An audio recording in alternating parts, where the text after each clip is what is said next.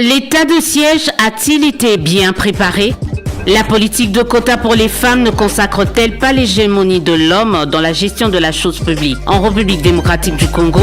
Le débat au féminin reçoit ce samedi, 13h30, après les infos, Nadine Bakari, experte en gestion de conflits, cadre au ECT, partie membre du FCC. Le débat au féminin, c'est sur Top Congo FM. L'Assemblée nationale et le Sénat ont voté et adopté tour à tour la loi sur la Commission électorale nationale indépendante, une loi qui renforce la politisation de cette institution, dira certains, cette institution d'appui à la démocratie. Le G13, qui portait cette réforme ainsi que celle de la loi électorale, parle d'une réformette. Les églises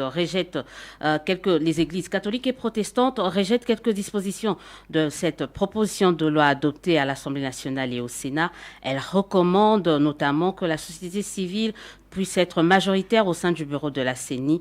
Au milieu de cette levée de bouclier, où sont les femmes, où sont les organisations féminines, que pensent-elles de la nouvelle loi électorale ou de la nouvelle loi de la CENI? Elles restent aphones, affirment certains. Elles attendent le moment de répartition des postes pour crier à la parité, diront d'autres. Mais en tout cas, il se pose un véritable problème sur l'engagement de la femme en politique ici en République démocratique du Congo, notamment sur les questions liées à la politique et à la réforme de la CENI ou de la loi sur la CENI en est une. On parle de l'engagement de la femme en politique. Pourquoi ça marque le pas? Pourquoi ça ne démarque pas? Pourquoi les femmes ne sont pas engagées comme les hommes alors qu'elles représentent plus de 52% de la population ici en République démocratique du Congo? Bienvenue dans votre nouveau numéro de votre émission, Le débat au féminin.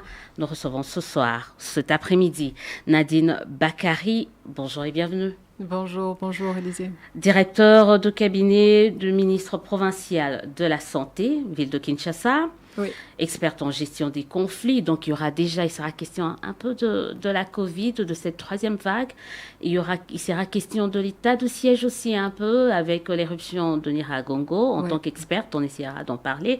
Vous êtes également promotrice de la fondation Luenge, qui signifie éclairer. Lumière, exactement. Lumière. Alors, on commence par cette troisième fonction parce que vous êtes également présidente d'une équipe de football dénommée FCF Espoir. Voilà. On parlera de foot peut-être à la fin de l'émission, un domaine qu'on croit réservé qu'aux hommes, mais on verra peut-être qu'il est temps de donner de la lumière au football féminin. Mais reparlons un peu de votre côté, de votre côté où vous êtes promotrice de la fondation Luenge Lumière. Parlez-nous un peu de la genèse et des objectifs de cette structure. Très bien. Alors, Luenge commence officiellement en 2020, bien que l'association et plus tard la fondation ait posé des actes isolés depuis déjà 2017. Alors, Luenge comme la lumière encadre de façon générale tous les jeunes et les femmes qui ont besoin en fait d'être sous le feu des projecteurs, mais des projecteurs du développement. Alors ce que l'on fait, c'est que soit on accompagne dans la mesure du possible les initiatives de ces jeunes, soit on en crée comme un ensemble de formations, de concours scolaires, un concours de création comme j'ai eu à faire à Fizi. Des formations, des ateliers de lecture, etc. Donc on a un petit peu dans tout ce qui est accompagnement, développement, émulation. Est-ce que vous dites à ces femmes-là, parce que tout à l'heure vous avez dit être sous le projecteur de développement, vous leur dites de temps en temps que le projecteur de développement passe également par les projecteurs médiatiques? De temps en temps, mais je pense qu'au niveau de ces femmes, pour l'instant, et par rapport aux réalités qu'elles vivent, elles ne sont pas forcément préoccupées par la médiatisation de leurs activités. Ce ne sont pas des femmes exposées, ce sont des femmes du commun et qui veulent bénéficier d'un accompagnement juste. Donc comment faire connaître ce que l'on fait sans passer par cette mise en lumière, surtout lumière au sens propre, comme figuré, sens médiatique, et comme dans le sens du développement. Comment comptent-elles ou quels sont les outils que vous leur donnez pour qu'elles puissent justement se contenter juste de ce projecteur au niveau du développement sans passer par les médias, par exemple? Très bien, très bien. Alors, les médias ne sont pas une mauvaise chose. Ce n'est pas que nous sommes contre les médias, c'est juste qu'au niveau, en fait, au niveau des femmes que nous encadrons, elles n'ont peut-être pas besoin de médiatiser ce qu'elles font. Nous nous occupons, par exemple, d'une partie de la médiatisation des formations que nous offrons. C'est plutôt dans cet aspect-là, en fait, je voulais préciser les choses. Donc, on ne met pas un point de feu ou un point nommé sur leur médiatisation ou la médiatisation de ce qu'elles font par elles-mêmes. Et qu'est-ce qu'elles font concrètement? Alors, je vous ai parlé d'un concours, par exemple, de création et d'inventivité qu'on a mis en place à Fizi en 2018 et qui, en fait, encourageait, par exemple, les jeunes, parce que là, en fait, c'était toujours confondu, qui ont encouragé les jeunes à créer, à inventer des solutions permettant de pouvoir avoir accès à l'électricité. Donc, c'est tout un ensemble de créations et d'inventions qui sont extraordinaires. Et à l'issue de cela, en fait, nous avons offert une bourse d'études, en fait, aux trois premiers, aux trois lauréats du concours, afin de pouvoir aller suivre leurs études dans le chef-lieu à Bukavu. Qu'est-ce que ça change concrètement dans la transformation, dans l'épanouissement de la société ou de la communauté quand vous encadrez ces femmes? Est-ce qu'il y a des résultats? Et s'il y en a, lesquels par exemple? Alors les réalisations que vous avez par exemple ici sont la formation en couture et cordonnerie, que nous avons à peine clôturé il y a peut-être une semaine et qui permet de pouvoir capaciter les jeunes femmes que nous avons encadrées, de partis politiques confondus, d'obédience religieuse confondue, de communautés confondues et brassées et volontairement. C'est vraiment quelque chose que j'ai voulu faire et insister sur ce. Nous avons voulu les capaciter afin qu'elles puissent apprendre et qu'elles puissent aussi s'intéresser à la création. Puisque le problème que nous avons de façon générale, c'est l'attentisme et le trop débrouillardisme. Donc c'est un paradoxe qui est quand même assez sympa à étudier. Donc vous avez un attentisme général de nos femmes qui sont parfois hyper ou hyper féminisées et lesquelles en fait sont un petit peu reléguée au rôle de la femme qui attend, qui doit bénéficier tout d'un homme, d'un parrain, d'un parent. Oui, voilà. Donc il y a quelqu'un qui te prendra en charge. Malheureusement, nous sommes un pays, comme disait Mobutu, sous-équipé, qui n'offre pas les mêmes chances à tout le monde. Et malheureusement, la plus grande partie de la population vit en bas du seuil de pauvreté. Donc les femmes n'ont pas le luxe, de façon générale, ne peuvent pas se payer le luxe de pouvoir attendre le prince charmant ou que leur père, parrain, prenne soin d'elles. Donc vous avez maintenant ce paradoxe de l'hyper-débrouillardisme. Ce sont des nouveaux termes que j'utilise. Ils n'existent pas dans le dictionnaire, Maman Élisée. Donc, les auditeurs, les téléspectateurs vont comprendre en tout cas. Parce que débrouillardise, on sait, c'est un terme un peu congolais, quinois. Donc quand on parle de débrouillardise, on sait à peu près à quoi ça renvoie. Ici, en République démocratique, sauf qui peut, cherche comme tu peux. Exactement, voilà. Pour ceux qui nous suivent. Vous êtes également, là vous avez parlé des formations que vous donnez ou que votre fondation dispense aux femmes issues de plusieurs partis politiques, différentes obédiences. Oui. Vous-même, vous êtes dans un parti. Absolument. Et c'était le parti de Balamagué, Boniface Balamagué, ancien deuxième vice-président de l'Assemblée nationale dans le bureau Mabunda, et avec comme secrétaire général Félix Momad, qui était ancien vice-ministre de la Santé. Il était vice-ministre du budget. Du budget plutôt, dans le gouvernement Ilunkamba. Exactement. pourquoi avoir décidé de vous engager en politique alors que, comme je le disais au début de cette émission, les femmes, oui, on les voit. On peut les voir pendant des meetings avec des drapeaux. Ok. Vous avez décidé de vous engager, vous occuper un poste au sein de l'ECT, Oui. conseillère. D'abord, qu'est-ce qui vous a poussé à vous engager et plus précisément à l'ECT? Alors, là, c'est une histoire d'amour personnel. Vous entrez dans mon intimité. Ah ben, je crois que certaines femmes en auront bien besoin, qui sait. Alors, depuis toute jeune, j'ai été amoureuse de la politique, mais j'étais surtout amoureuse du développement d'un pays, d'une nation, à travers les valeurs avec lesquelles j'ai grandi. J'aime le dire, hein, puisque c'est un fait historique de ma vie. Mes parents sont d'idéologie communiste. Donc c'est vrai que les vertus avec lesquelles nous avons grandi sont autour du travaillisme plutôt qu'autre chose. Et surtout de la polyvalence. Donc tant que vous êtes capable de faire quelque chose qui est bon pour la communauté, pour votre émulation personnelle en dernier, hein, mais d'abord pour la communauté, pour le développement du pays, de la nation, il faut le faire.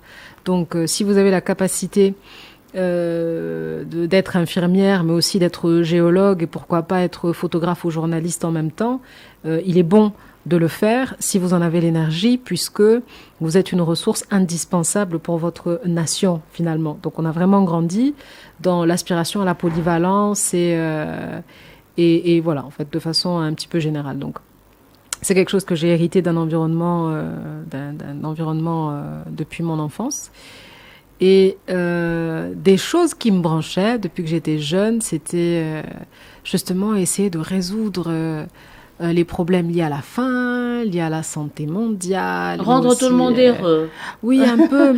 Un peu idéaliste, que tout le monde soit content, que tout le monde puisse sourire. Oui, et je voulais absolument qu'il y ait des usines de fabrication de voitures dans tous les pays, puisque j'ai appris qu'il y avait des pays qui n'avaient pas d'usines de fabrication de voitures. Donc c'est ridicule, mais c'est vraiment des rêves comme ça. Nous en sommes la preuve. Où je voulais je voulais en fait que chaque pays puisse aspirer au développement de façon générale et globale. Alors, je me suis rendu compte en fait que dans le contexte dans lequel j'évoluais, avoir choisi un camp ou apprécier l'idéologie d'un leader ne suffisait peut-être pas quant aux enjeux électoraux. Puisque je suis entrée dans la danse, j'ai été candidate à la députation nationale à Fizi, et donc il a fallu s'aligner, il a fallu porter un parti, et des partis que j'ai eu à approcher, le CT m'a séduit, tout simplement. Le CT m'a séduit, nous n'avons aucune autre autorité morale que Joseph Kabila Kabange, nous avons une présidence rotative. Donc, il n'existe pas de présidence impervirent qui est né avec le parti et qui va mourir avec le parti. À l'ECT, ça n'existe pas. Chaque 2 ans, il y a des élections. Donc, aujourd'hui, c'est l'honorable Balamagé qui est président, mais très bientôt, des élections présidentielles du parti vont avoir lieu. Un autre président sera là. Et donc, j'ai vraiment beaucoup aimé l'exercice démocratique de façon générale, le respect, la structuration du parti, l'énergie. Et surtout la possibilité de pouvoir servir le Raïs de la meilleure des façons. Pas le pays, mais le Raïs. Le pays d'abord, et le leader. Le Raïs. À travers le Raïs, oui. Le Raïs, ça y est, il a fait son temps. Hein. Quelque chose qu'on reprocherait peut-être à l'ECT ou au parti de la FCC, c'est de ne pas penser à l'après-Raïs, ou de penser peut-être qu'il reviendra, alors que c'est pratiquement impossible. Alors, premièrement, le Raïs est un président honoraire qui est jeune. Donc, nous allons d'abord profiter du fait d'avoir un président honoraire en vie, que j'aime appeler père de la démocratie et père de l'alternance positive et favorable. Donc on va d'abord profiter du fait qu'il soit là avant de discuter de l'après-Raïs. On l'a pas encore tué, il a encore envie. Mais on parle de lui en tant que chef de l'État déjà au passé. Hein. Donc, oui, en effet. Certains se demandent, mais pourquoi il continue à rêver qu'il va revenir. Ils peuvent déjà se chercher une autre autorité morale. Alors, je pense que le kabylisme, là je vais un petit peu plus loin dans le concept, le kabylisme qui est arrivé avec son père, Laurent Désiré Kabila, donc à la tête du pays après de nombreuses années au maquis dans la résistance. Le kabylisme, de façon générale, est transgénérationnel. Donc, que le raïs soit là ou pas, qu'il soit toujours dans l'envie ou pas de se représenter comme président de la République un jour ou pas, c'est une idéologie, c'est une idéologie de façon générale. Donc, quand on parle de servir le raïs, en réalité, c'est servir l'idéologie kabyliste. C'est plutôt ça. L'idéologie kabyliste, sans Kabila, c'est possible. Absolument. Absolument. Donc, on peut s'attendre à ce qu'en 2023, que le FCC, que l'ICT présente un candidat à la magistrature suprême. Je pense que les hauts cadres du FCC vont en débattre et lorsqu'ils auront tiré une conclusion et qu'ils m'en feront partie, je vous en ferai part également. Bah ouais, parce qu'il faut dire, il n'y a pas trop de femmes dans le bureau politique du FCC. On en compte désormais 2 ou quoi. Il y a Marie-Ange Monchobé, quoi, maintenant. Il y a la députée nationale également, mais également la députée nationale Geneviève Inagossi. Pour l'instant, pas trop de femmes dans le bureau politique, alors qu'on vous voit, vous, des femmes engagées. C'est dur, quoi. C'est cet environnement-là qui ne permet pas, alors que c'est le même environnement qui vous a permis, vous, d'embrasser quand même la carrière politique. Est-ce qu'il y a ce paradoxe-là au niveau environnemental sur le plan politique? Alors, je ne peux pas lier ce paradoxe ou cette gêne, en fait, au kabylisme, puisqu'en fait, elle est sociétale, cette gêne.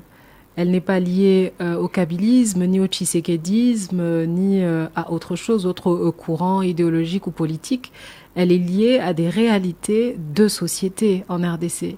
Là où, de façon très paradoxale, vous avez des reines, vous avez le matriarcat, vous avez l'omniprésence de la femme dans la stabilité de l'économie nationale, quand vous avez l'omniprésence de la femme dans l'éducation des enfants, vous avez ce leadership qui est un petit peu permanent et je le répète, omniprésent, mais que vous avez un petit peu cette difficulté de pouvoir intégrer le leadership institutionnel féminin ou au féminin. Pourquoi Nadine Bakari? Justement, on veut savoir. Pourquoi? Alors qu'il y a c'est cette femme-là qui tient le ménage, qui tient la maison, qui tient l'économie, quoi qu'informelle. Pourquoi elle a du mal à percer sur le plan politique, à trouver sa place?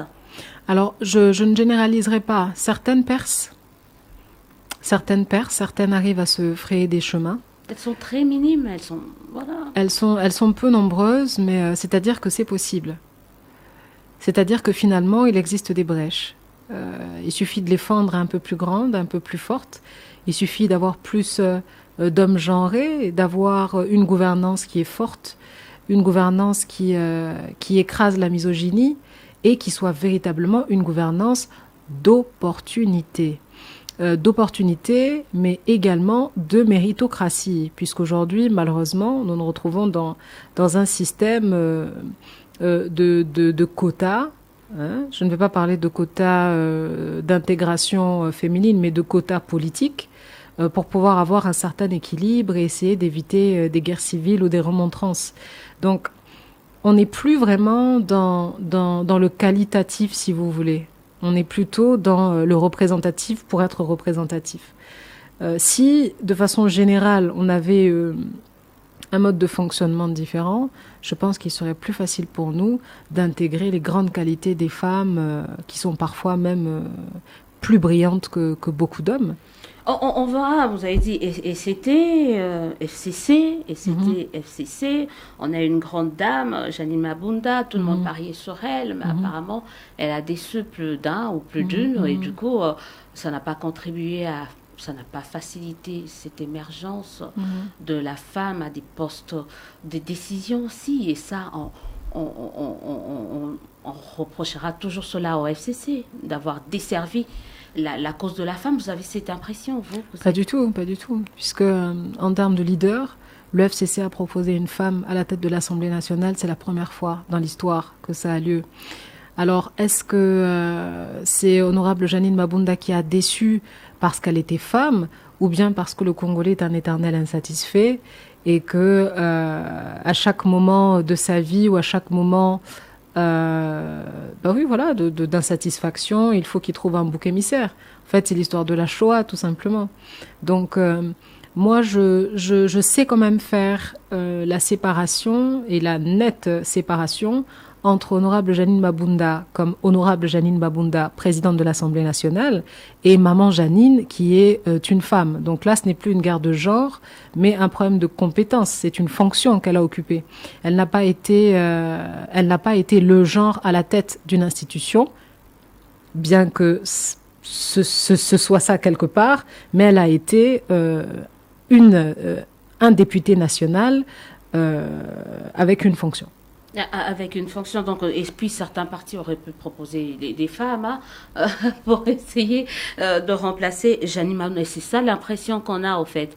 C'est comme si nos partis souffrent de cette carence. C'est comme si, quand vient le moment de choisir, de nommer, on se met à checker. C'est comme si on souffrait de ça. C'est ça le problème aussi. Est-ce qu'il y a pas assez des femmes dans nos partis, et où ce manque de volonté, une sorte de manque de volonté dans le chef, justement, des chefs des partis politiques, qui pour la plupart sont des hommes. En effet, je ne dirais pas qu'il n'y a pas autant de femmes que ça dans les partis politiques. Il existe des femmes très brillantes, des femmes de distinction dans les partis politiques. De très nombreuses femmes. Je salue d'ailleurs la nouvelle présidente de notre regroupement politique, Madame Élisée Munembwe, qui est devenue, en fait, selon le principe de présidence rotative de notre regroupement politique également, la nouvelle présidente de notre regroupement, devant de nombreux hommes. Et avant elle, nous avons eu Honorable Gisèle Ndaya.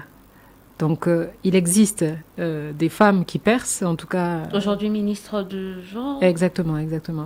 Donc, je pense qu'au bout d'un moment, les femmes aussi, je ne vais pas leur donner une responsabilité, mais les femmes devraient intégrer qu'il ne s'agit pas d'une opportunité qu'on leur offre de pouvoir occuper une fonction quelconque, une fonction de représentativité. Ce n'est pas une opportunité, c'est une charge. Ce n'est pas un privilège, c'est un droit à compétence égale. Et je pense en fait que malgré leur présence au sein des partis politiques, leur dévotion, puisque vous entendrez partout dire, voilà, les femmes, quand elles sont en politique, elles sont frileuses ou elles sont débauchées. Donc soit c'est l'un, soit c'est l'autre, il n'y a pas de juste milieu. Les femmes ne sont pas des citoyens lambda, elles sont soit des débauchées, soit des frileuses. Donc il y a toujours un degré qualificatif derrière. Mais c'est pas forcément vrai. C'est que... Pas faux non plus. Pas forcément vrai. Puisque, encore faut-il, pour pouvoir généraliser, il faut avoir un échantillon représentatif. Et malheureusement, au jour d'aujourd'hui, l'échantillon n'est pas suffisamment représentatif pour pouvoir en faire une généralité ou une loi.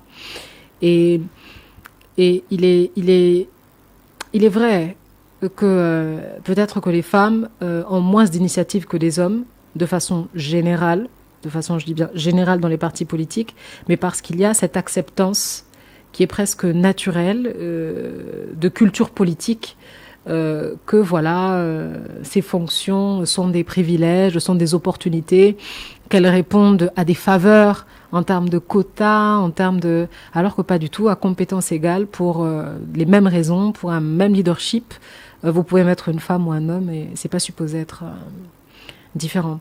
Vous avez toutes ces mamans qui quittent leur champ, parce que là on est en train de parler de postes de responsabilité, mais vous avez toutes ces mamans qui quittent leur champ toute la journée pour rester debout sous le soleil pour des manifestations. Ces femmes-là sont des femmes. Ce sont des femmes. Et vous verrez que ce sont les militantes les plus fidèles finalement. Qu'on utilise voilà, à coup d'argent, à coup de billets, 3 000, 2 000, c'est aussi ça le problème. Pas forcément. La femme est facilement, on peut dire, manipulable, surtout au sein des partis politiques, c'est-à-dire quand on a besoin d'elle pour justement, entre guillemets, ces genres de besogne, on fait appel à elle, mais quand il faut... quand c'est pour accéder à des postes de responsabilité, on cherche ailleurs. En fait, je dis oui, je dis non, dans le sens où il existe quand même des ligues des femmes, mais il n'y a pas de ligue d'hommes dans les partis politiques. Donc, c'est-à-dire que quelque part, il y a cette volonté de pouvoir de pouvoir mettre en avant les qualités des femmes qui étaient justement trop mises en arrière. Donc je pense que quelque part, il y a une volonté de façon générale, dans tout parti confondu, d'avoir cette représentativité féminine dans la participation de la chose publique maintenant. Et de la participation à la gestion de la chose publique. Maintenant, il y a cette... je vais parler de ce côté figé un petit peu de façon générale de notre culture politique qui veut, comme je le disais tout à l'heure, expliquer à la femme et aux citoyens de toute façon qu'un poste de responsabilité féminin est une faveur, c'est une exception, c'est quelque chose d'extraordinaire, quelque chose qu'on est supposé citer. Et si la femme est moins bonne, ou si la femme, entre guillemets, est médiocre, c'est une catastrophe, et on ira dire, voilà, comme l'exemple que vous avez donné pour Janine Mabunda, qui est très faux, d'ailleurs, puisque c'est une femme de grande qualité. C'est une femme extrêmement instruite, qui a un leadership sans pareil, qui a eu de hautes fonctions, de nombreuses hautes fonctions, donc c'est pas une femme parachutée. Mais à partir du moment où vous avez une femme qui déçoit ou qui ne fait pas ce que vous attendez, à ce moment-là, c'est toutes les femmes du monde et de la RDC en particulier qui ont foiré. Alors voilà. Je rappelle aux auditeurs, téléspectateurs qui nous suivent sur YouTube, les auditeurs sur la meilleure de radio, Top Congo, que nous recevons Nadine Bakari, membre de l'ECT, à partie du FCC, mais également promotrice de la fondation Luenge, experte en gestion de conflits, directeur de cabinet, du ministre provincial de la Santé. Je peux continuer comme ça. Hein. On se dit, mais les femmes, avec tout ça, comment elles s'en sortent? Mais ce sera une question que je poserai peut-être à la fin. On reste un peu en politique. Vous êtes constamment, Nadine Bakari, revenue sur le fait qu'il faut qu'il y ait la méritocratie à compétences égales. Il faut qu'on puisse juger la femme par rapport à ce qu'elle est, pas par rapport au genre. Vous êtes contre le quota? Alors qu'on a vu plusieurs femmes applaudir, dire oui, 30% maintenant, plus de 27% des femmes dans l'actuel gouvernement, c'est une bonne chose, essentiellement, bon, quota, oui, mais on parlait de la parité, on est à 27%, c'est pas une bonne chose, cette discrimination, on va dire, positive? Alors je pense que dans un pays qui a une culture politique aussi rigide, comme ce que je vous expliquais,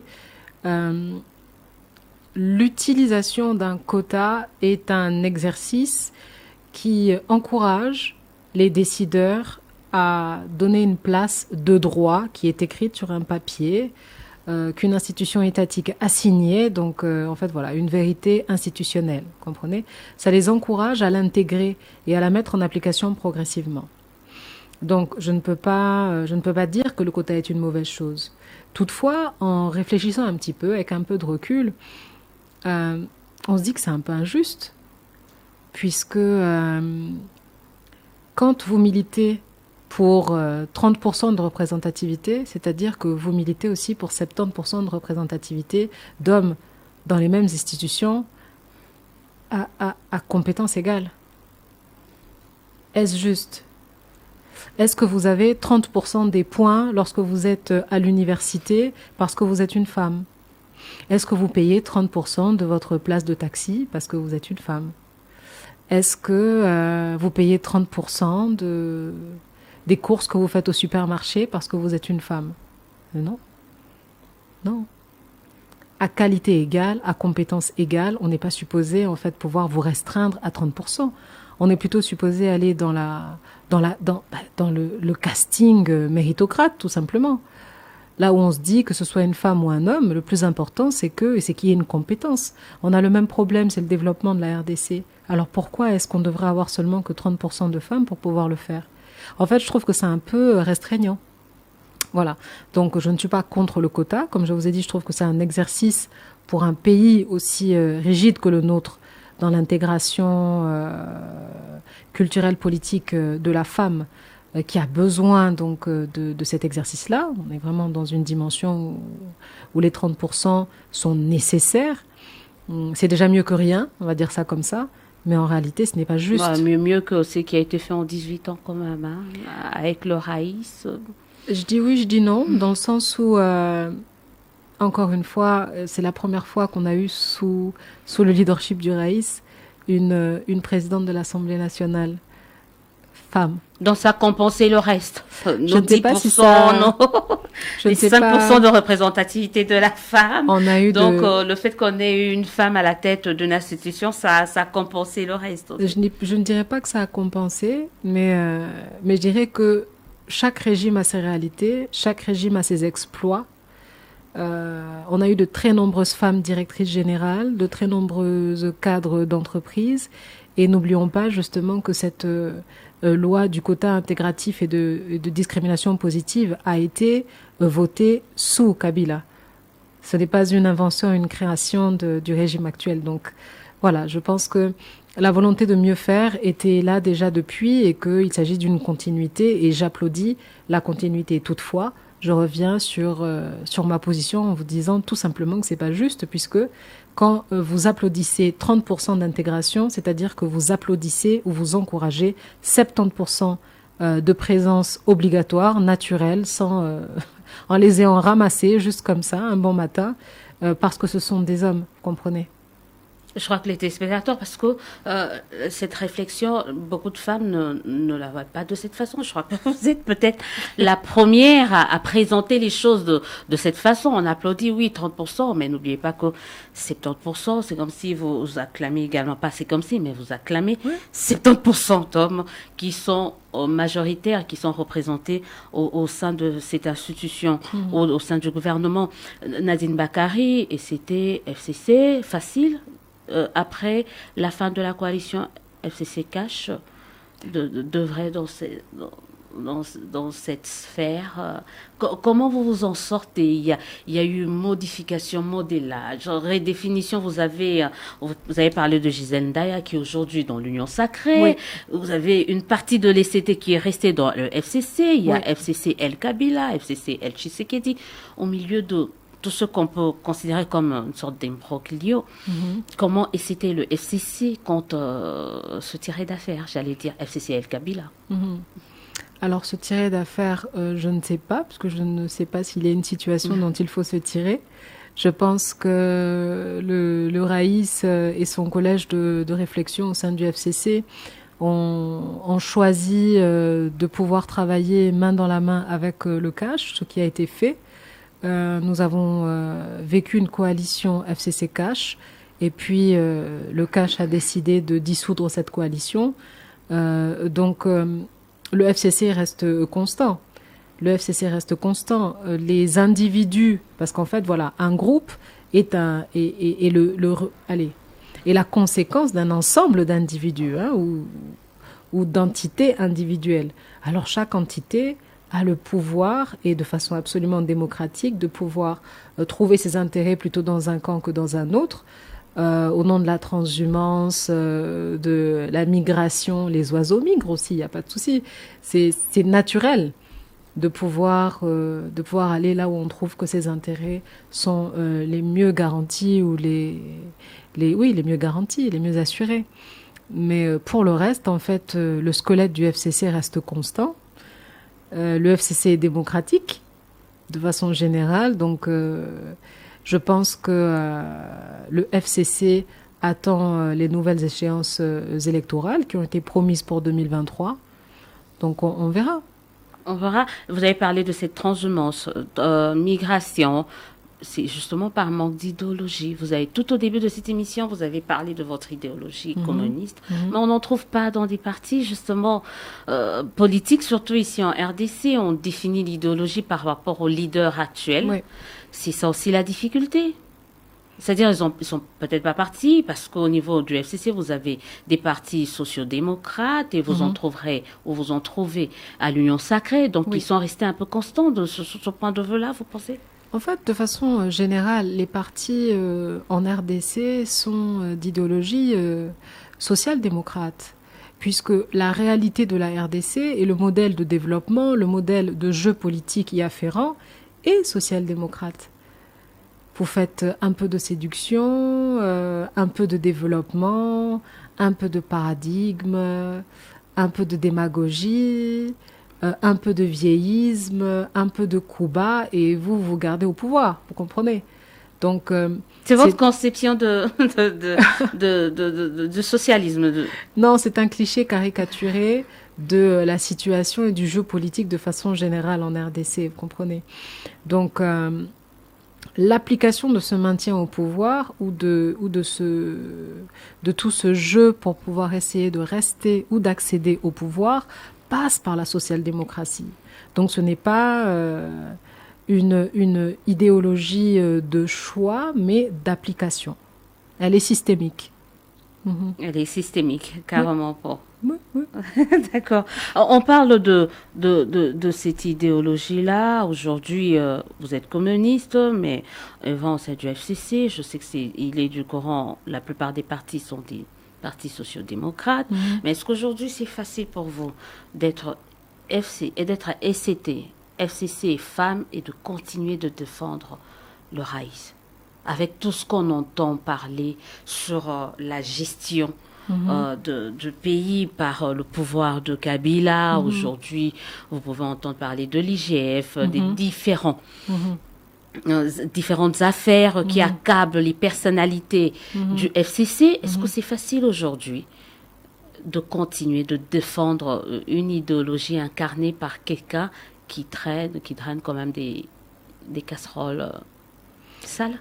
En fait, merci beaucoup pour cette question parce que ça me permet de m'exprimer. C'est vrai qu'on me pose pas souvent cette question sur les plateaux, ni TV ni radio, et ça me permet de pouvoir vraiment diffuser le message. Avez-vous entendu l'IGF poursuivre Joseph Kabila Kabange? Pas encore. Ah non, c'est pas encore. Soit c'est oui, soit c'est non. Avez-vous entendu l'IGF poursuivre Joseph Kabila Kabange? Non. Je vous ai dit que dans un groupe, il existe des entités individuelles. Et au nom de la démocratie, chacun est capable ou a le droit ou a la possibilité, on va dire ça comme ça, de pouvoir faire de grandes actions, mais aussi faire de grosses erreurs. Et chacun doit répondre devant la justice. Justement, puisqu'on est dans un état de droit certes sélectif, mais dans un état de droit, alors que la justice s'applique sur toutes ces personnes qui ont empêché Kabila d'avoir un mandat plus brillant que celui que ceux qu'il a eu. Ah, moi, je suis vraiment pour ça. Vous donnez l'impression comme si on découvrait tout cela maintenant. À son époque, il fermait carrément les yeux. Les abus ne datent pas d'aujourd'hui. Qu'est-ce qu'il faisait pendant ce temps-là? En fait, je pense qu'il serait mieux de lui poser la question quand vous le verrez. J'espère avoir une interview avec le Raïs. J'espère. Là où on demande ce qu'il faisait à Kachamata, on peut venir. Voilà, ce qu'il faisait pendant tout ce temps, je ne sais pas, mais je pense que l'IGF n'a pas été créé à l'époque du président Tshisekedi, qu'elle existait encore une fois avant, qu'elle a été mise en place sous le président Joseph Kabila, et il faudrait aussi auditer l'IGF.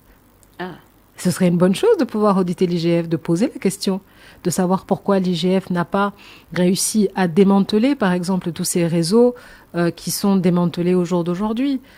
Qu'est-ce qui manquait en termes de preuves? Est-ce qu'il y a quelqu'un qui les a bloqués, une institution, autre chose? Il faut auditer. Ou peut-être qu'il y avait des intérêts derrière à certaines périodes, mais qui ne peuvent plus être vrais aujourd'hui. Donc, ce ne sont pas vraiment des réponses que je peux donner puisque je n'ai jamais été président de la République. Je n'ai jamais été Joseph Kabila Kabange, je m'appelle Nadine Bakari Saïdi. Et je n'ai jamais été à la tête de l'IGF. Donc c'est vrai que c'est un petit peu difficile pour moi de répondre à leur place. Toutefois, je suggère en tout cas qu'il y ait un audit de l'IGF sur les 15 dernières années. Qu'est-ce qui s'est passé? Qu'est-ce qui n'a pas été fait? Pourquoi ça n'a pas été fait? Pourquoi on entend parler de l'IGF que pendant ces dernières années? Exactement. Je crois que c'est une bonne chose. L'IGF peut s'auto-auditer. L'IGF peut s'auto-éditer, mais je pense qu'il serait bon de prendre un auditeur externe. On a des cabinets d'audit externes complètement impartiaux qui pourraient justement essayer de faire un audit un petit peu de l'IGF de ces 15 dernières années. Ouais, je crois que c'est peut-être l'idée s'est entendue. Donc pour vous, Kabila n'a rien à se reprocher par rapport à tout ce qui a été fait pendant son mandat. Je pense que donc Kabila pourrait se reprocher, c'est seul Dieu et lui-même qui le savent, puisqu'on parle d'autocritique de sa propre conscience. Encore une fois, attendez le jour où vous le verrez, vous lui poserez cette question. Je suis en train d'insister pour qu'ils sentent qu'on a vraiment besoin d'une interview par rapport à ça. Je suis en train pour qu'ils sentent qu'on veut vraiment en savoir plus sur ça. Donc, ça ne vous pose pas un problème de voir qu'il y a dans le banc deux accusés, le Premier ministre Matata Ponyo, Alexis Thambwe-Mwamba, qui d'autres, voilà, Éric Robouillet, tout ce monde-là. Ça ne vous pose pas un problème qu'ils soient cités dans le rapport de l'IGF et qu'on demande la levée de leurs immunités ou l'ouverture d'une instruction judiciaire. C'est normal, vous trouvez qu'il n'y a pas quoi fouetter un chat pour ça, ou à crier à l'acharnement, comme certains sont en train de le faire. Bien, nous crions à l'acharnement, mais chaque régime a ses réalités.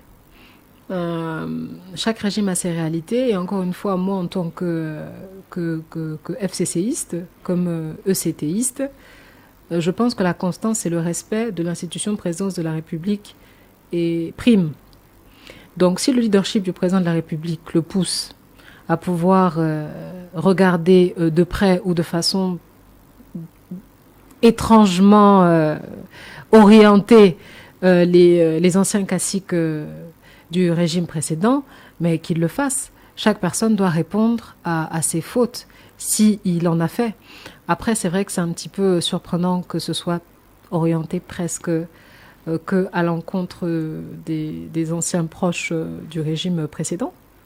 Mais s'il y a des fautes, en tout cas, il est bon qu'elles soient corrigées, puisque le pays n'appartient pas à des individus.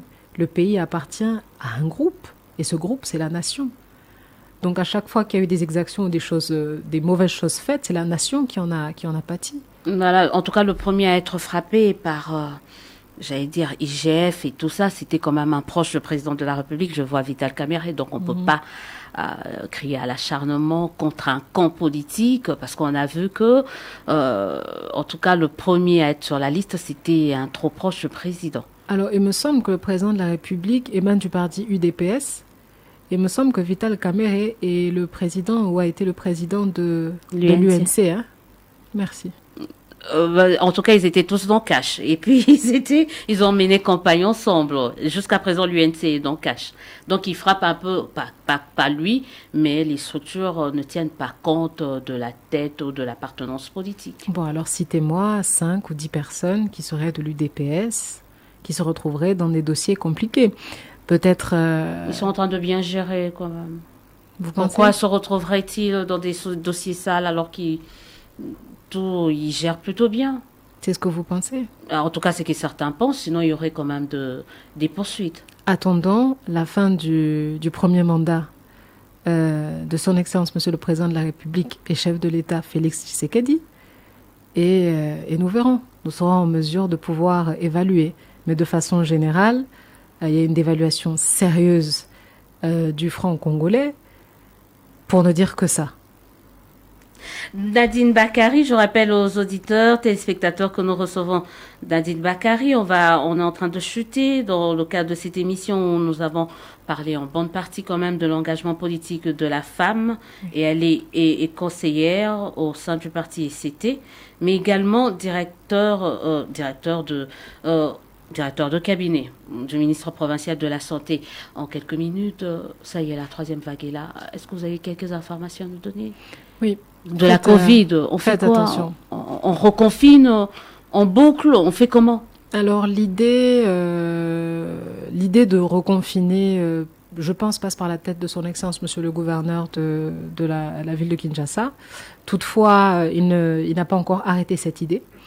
Donc je ne me permettrai pas de pouvoir m'exprimer à sa place. Toutefois, en tant que médecin d'abord, je tiens à vous dire que ce variant, ce troisième variant reconnu, qui a déjà franchi nos portes, est extrêmement virulent.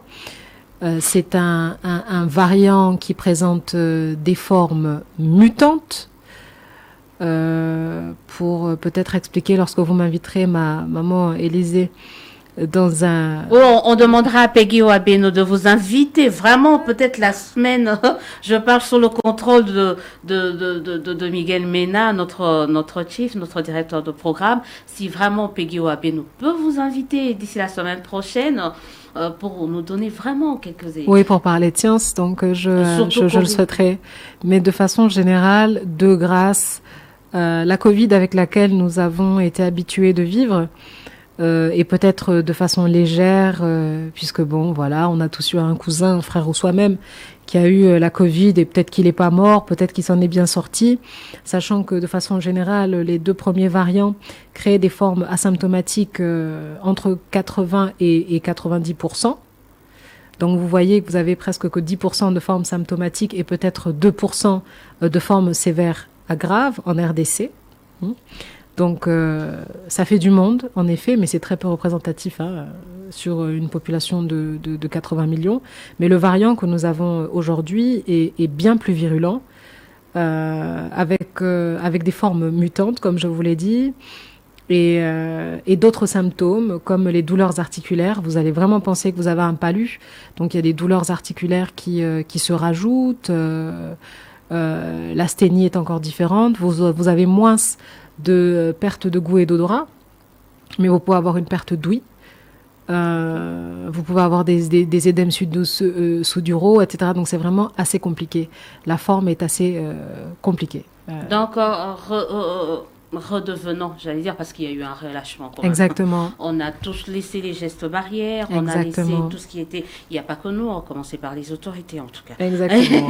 On fait très rapidement, on parle de l'éruption, experte en gestion de conflits, état de siège, éruption de Nyiragongo. Mais je me plains, vous m'exploitez là. Ben oui, on sait pas tous les jours qu'on a une femme avec autant de casquettes. Mais il faut parler de mon club de foot. Mais je peux le dire rapidement. Encore à la fin, on dit experte en gestion de conflit, état de siège. Rapidement, comment on fait entre état de siège, éruption de Nyiragongo? Comment on fait Comment doit-on se comporter pendant cette période, surtout dans la partie est de la République? Comment on s'y prend quand même? J'allais vous poser la question de savoir comment s'est passé votre séjour à Goma. Ah ben oui. La prochaine fois, quand vous me recevrez. D'accord, très bien. Avec plaisir.